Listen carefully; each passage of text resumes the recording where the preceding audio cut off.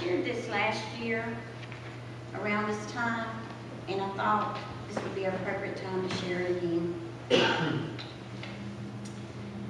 He could hear the crowd screaming, "Crucify, crucify." He could hear the hatred in their voices. These were his chosen people. He loved them, and they were going to crucify him. He was beaten, bleeding, and weakened. His heart was broken, but still he walked. He could see the crowd as he came from the palace, and he knew each one of the faces so well because he had created them. He knew every smile, laugh, and shed tear. But now they were contorted with rage and anger. His heart broke, but still he walked. Was he scared? You and I would have been. He felt alone. His disciples had left, denied, and even betrayed him. He searched the crowd for a loving face, and he saw very few. And then he turned his eyes to the only one that mattered, and he knew that he would never be alone.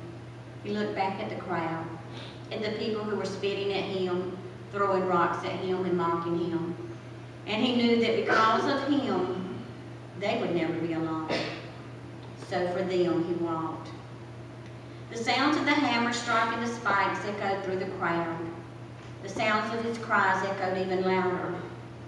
The cheers of the crowd as his hands and feet were nailed to the cross intensified with each blow.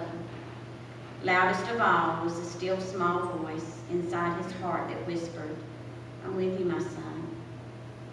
But God's heart broke, for he had let his son walk. Jesus could have asked God to end his suffering, but instead he asked God to forgive them. As he hung on that cross, dying an unimaginable death, he looked out and saw not only the faces in the crowd, but also the face of every person yet to be, and his heart filled with love as his body was dying. His heart was alive, alive with the limitless, unconditional love he feels for each of us, and that is why he walked. So when I forget how much my God loves me, I remember his walk. And when I wonder if I can be forgiven, I remember his walk. And when I need to be reminded of how to live like Christ, I think of his walk. And to show him how much I love him, I wake up each morning, I turn my eyes to him, and I walk. On March the 29th and 30th, we'll be having our 3rd annual Crosswalk. That is simply what we do. We take up a cross and we walk. In this walking, we're being a living gospel track.